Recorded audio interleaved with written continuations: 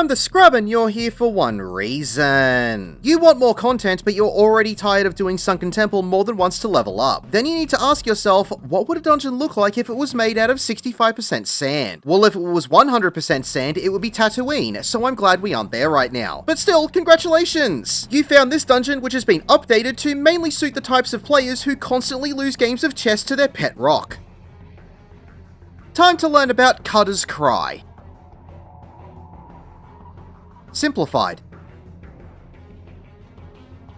Walk forward into the first room. Make sure that you avoid all of the small sand geysers around the area. These will only start to go off if you get close to them. These are small AoEs that will give you a very small knockback if you stand close to or in them. After you kill everything, there will be more adds that will spawn in around the wall. Kill everything and interact with the shifting sands to make your way to the next area. The second room is almost the same as the first. There will be a larger sand geyser in the middle of the room, so make sure that you watch out for that one for when it starts to erupt. And watch out for the Basilisk's move of Body Slam, which will be a point blank AoE around itself. Kill everything, kill the extra mobs as they spawn in, and then interact with the shifting sands to go through to the next area. Make your way through the cave, turning right when you get to the opening. Collect everything along the way while avoiding all of the sand geysers on this path. When you reach the wall at the end of the path with the opening on the right, stop here and kill everything. Watch out for when the shrapnel bombs begin casting self-destruct. This will be a large AoE underneath them and you'll need to get out of this to avoid it. If you get hit by this, it will hit you for 133% of your maximum health and more than likely instantly delete you. When everything has been defeated, you can ignore the right path and turn left to go through the small opening. First boss time. Stone 2 will be a point blank AoE at a random party member's feet. Just move out of it to avoid it. Mandible Bite is a conal AoE, just move to the side to dodge it. It will also target a random player, more than likely the healer or caster, and casts Silence, which is an assurable debuff that prevents all magic spells from being performed for 5 seconds. However, this cast can be interrupted before it finishes to avoid the debuff going out. At periodic times, the boss will summon more adds into the fight. When it summons the Marshal, it will tether to the boss and give the princess a massive 99% damage taken vuln down. You will need to defeat the Marshal in order to continue attacking the princess. When the princess has been defeated, all the other enemies will disappear.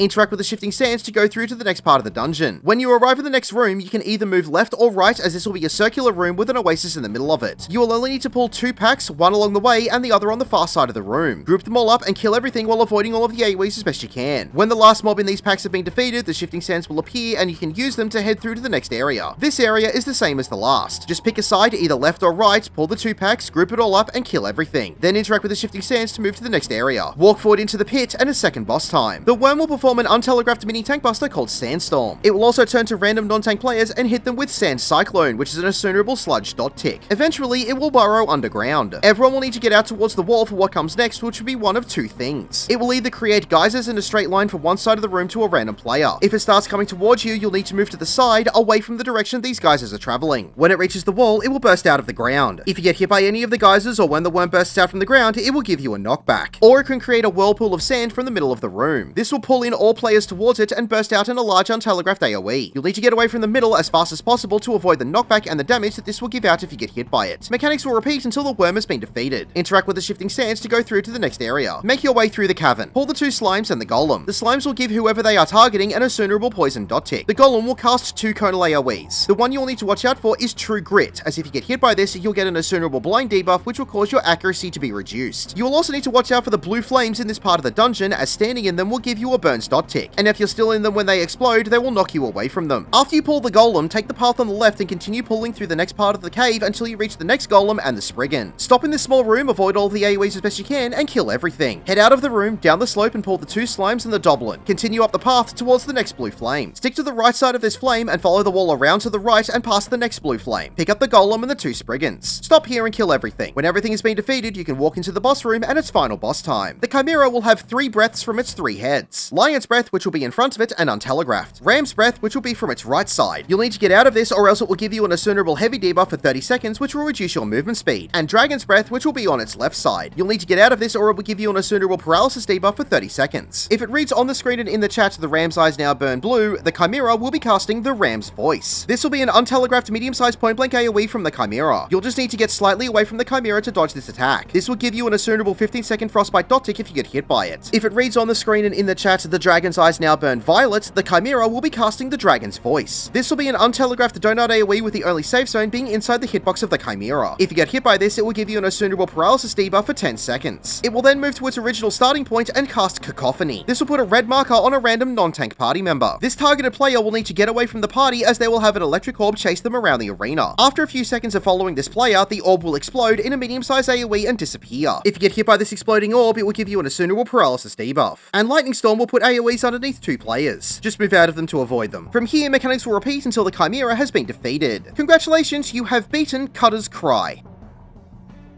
My name is The Scrub. Thank you for watching.